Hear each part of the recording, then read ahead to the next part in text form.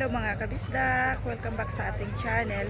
At for today's video, samahan nyo ako magdibot dito sa Old Town. Featuring, ayan sa behind ko ay ang church bell ng St. Euphemia. Tara, let's go!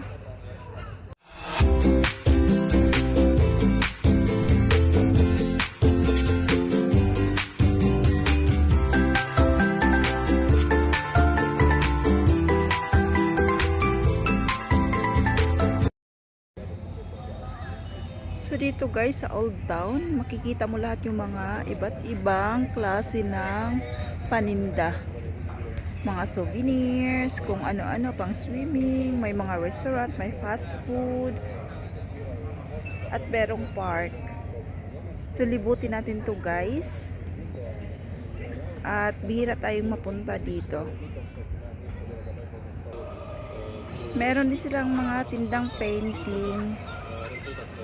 Ayan. Wala ngayon dito yung ferry boat na umiikot sa mga isla-isla. Ayan yung church. Sa taas lang na yan guys. Kung gusto mong magpunta yan, akyat ka lang dyan. Medyo malayo-layo lang yan pag nilakad kasi dadaan ka sa mga kabahayan. Meron din iba't ibang mga klaseng butik dyan sa baba ng mga buildings. So napakagandang place. Ito naman yung port ng ferry boat. Kaya lang wala ngayon, baka naglilibot pa. Ito yung sa kabilang side ng restaurant namin. So ito yung park. May mga monument dito.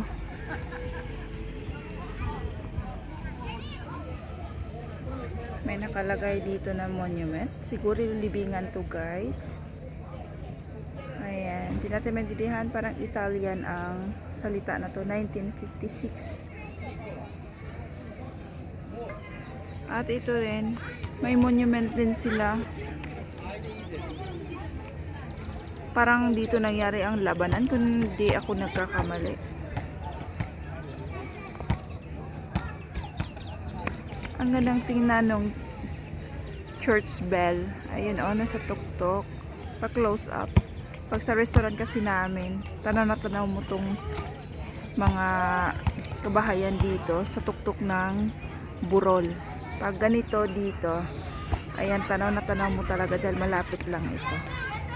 Maraming mga batang naglalaro dahil park ito, tas tambayan. Sa kabilang side guys, puro yan mga tindahan. Tara, let's go. So dito sa part na to makikita mo iba-ibang mga tindahan. May mga damit, may mga fashion jewelries. At dun sa bandang dulo mga fast food. Ayan yung mga fast food naman ito.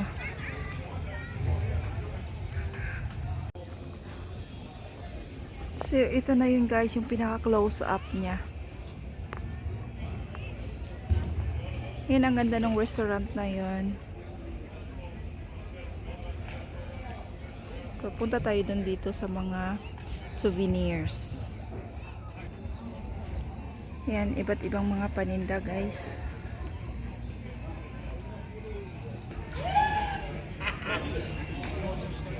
Ito yung mga souvenirs dito.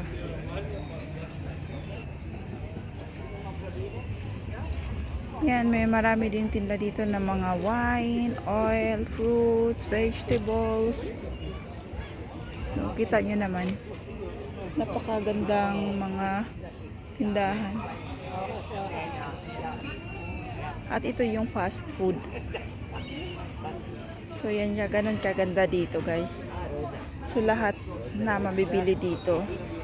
Mga fashion jewelries, ayan o, ang dami. Mostly made of stones. Yung mga sili nila nakasabit. Ito namang way na to pabalik ng marina. So nanggaling na tayo sa market. So wala ganong tinda ngayon dahil hapon na. Sa morning talaga punuan yan. Ito yung daan paakyat ng church. So, pwede kang dumiretso, pwede ka rin lumiko ng kanan. So, ito na naman yung mga Italian fashion. Mostly Italian dito ang mga brands. Walang ganong tao dito sa area na to, guys. Pero for sure, dun sa Marina, ang daming tao ngayon. So, yan yung market na pinanggalingan natin. Ngayon, uuwi na tayo at iikot tayo sa kabilang side.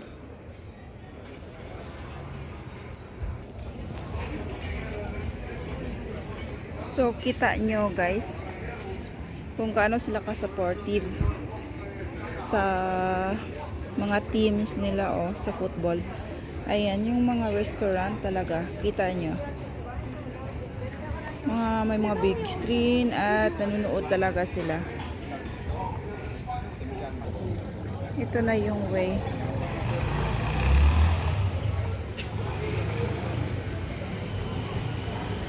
Papunta doon sa Marina kung saan maraming restaurant at sobrang crowded. Ito yung area na to, wala ka ng tao dito.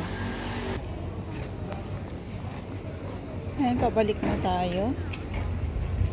So, pag diniretso mo tong way na to, palabas na ito, papunta ng bus station. So, ayan dito, 2 big screen. Ulit, mga kumakain pero nanonood. Morano Boutique.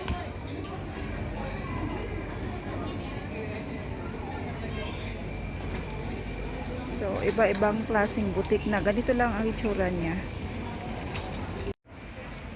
Please subscribe, share, like, and comment para updated ka sa next nating mga video. And that's all for today, mga kabistak. Salamat sa pagsama sa munting pagtutour dito sa Old Town ng Rovin, Croatia. See you on my next video. Bye!